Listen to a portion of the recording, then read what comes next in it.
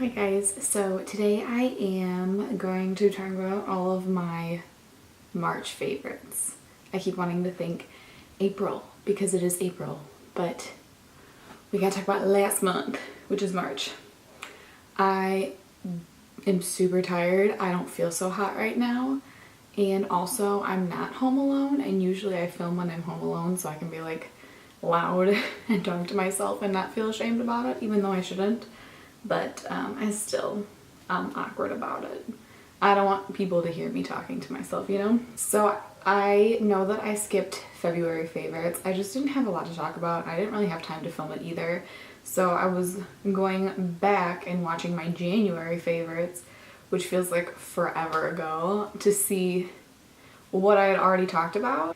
And it was actually kind of funny because I was talking about that Ralph Lauren perfume. If you watch my January favorites, maybe you remember me talking about my Ralph Lauren Midnight Romance perfume. Just how I was talking about it doesn't smell like super old lady, like it doesn't turn into like a gross perfume smell on me. Which is funny because I have more fragrances to talk about. I actually discovered these because of one of my clients. Every time she comes in, she always smells so good. And I'm like, okay, you have to tell me what perfume you're wearing. And she's like, oh, it's True Religion Love Hope Denim, but it's the oil. And I'm like, okay. She keeps like referring to it as an oil. And I'm like, what do you mean an oil?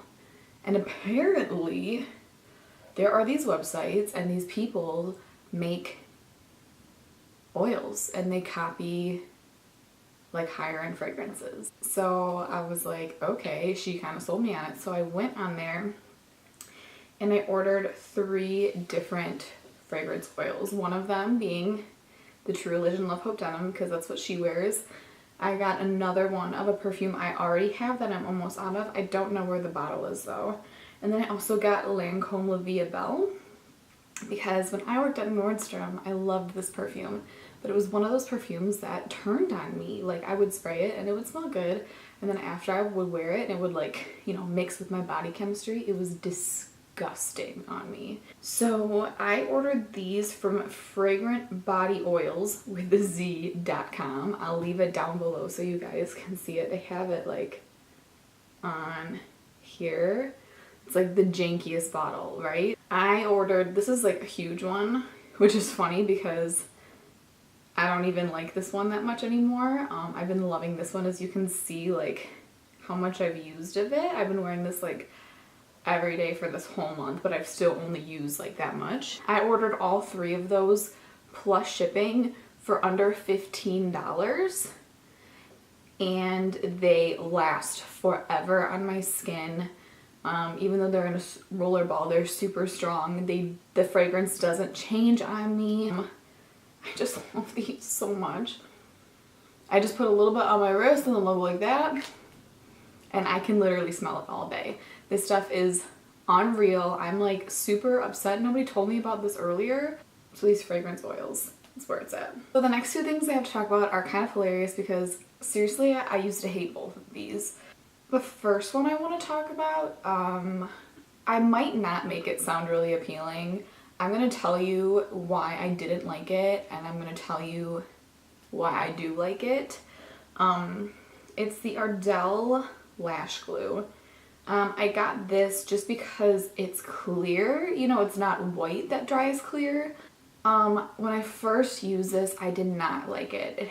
It's very like strong fumes, and my eyes are super sensitive, so it kind of like burned my eyes a little bit when I put my lash glue on. Kind of made them water a lot, and it doesn't stick on super well. If, you know, I make sure the inner and outer corners are good and I stick it on really good. Like I don't have a lot of issues with it, but I have had it come up sometimes, so it's not like the best lash glue in the world. But here's why I do like it and why it has become my favorite lash glue and why I'm going to continue to use it is because if you've ever used, there's so many lash glues that do this. The Esquito one does this to me, even like the Duo, the Brush On Duo one, House of Lashes is the worst. They hold on so well But when you take off your lashes, you have lash glue all over your eyelids, and it's so hard to get it off, and it's sticky if you try to pick it off. When you try to pick it off your lashes, it's super sticky too, and I hate that so much. This, when it dries, it gets like hard. Like, it's like rock hard. So if it gets stuck on your lashes, or if it gets stuck on your eyelids, or if you're trying to pick it off your lashes, it just crumbles right off. So that's what I love about it so much, because just wearing lashes day to day, if the inner corner comes up like a little bit, like it's not the end of the world. If it doesn't last all day, it's not the end of the world. I would rather not have lash glue stuck to my eyelids than to have my lashes, you know, stuck on for 24 hours. That's just me. You might care more about the longevity of your lash glue. And it does still burn my eyes a little bit, but it doesn't really bother me. And another thing I love about it is that, like, you don't really have to wait like 30 seconds or like a minute for it to dry. Like, you can brush it right on and like 2 seconds later it'll stick right on. So this might not be the best product in the world, but I'm really picky about lash glues, and as of right now, this is my favorite one. That probably wasn't like a good sell. You probably don't want to buy this lash glue after that, but it is my favorite. So next thing I have to talk about is the NARS Radiant Creamy Concealer. I tried this back when I worked at Nordstrom, and this is like when everybody was obsessed with it, and I freaking hated it. It was cakey. It made my under eyes look dry. There wasn't a color that worked good for me. I was mixing vanilla and custard, and so I still see people use it, and I was like, it looks so good on them. Why doesn't it look good on me? Like, I don't understand it at all. They also came out with a bunch of new colors, so I figured I'm just gonna try it again. You know, if it doesn't work out for me, I'll just return it. No big deal, right? So I got the shade 2.75 Canal. That's how I think you say it. And it's like the perfect like orangey tone, and it's kind of like the perfect medium light shade, and it corrects my dark circles really great, and it has awesome coverage.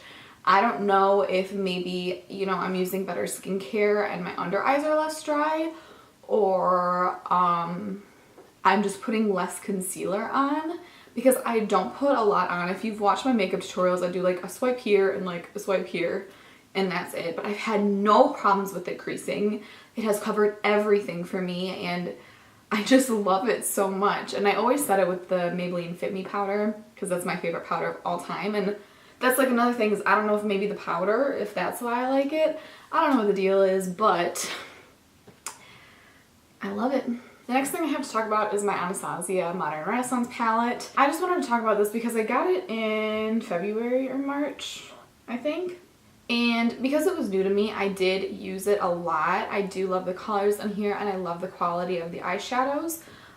It's definitely not like my favorite palette of all time, but I do enjoy it. I know a lot of people feel that way, like it's their favorite palette of all time. And this probably would have been like my favorite palette of the month had I not bought the next two that I have to talk about, which are the Morphe 25A and B.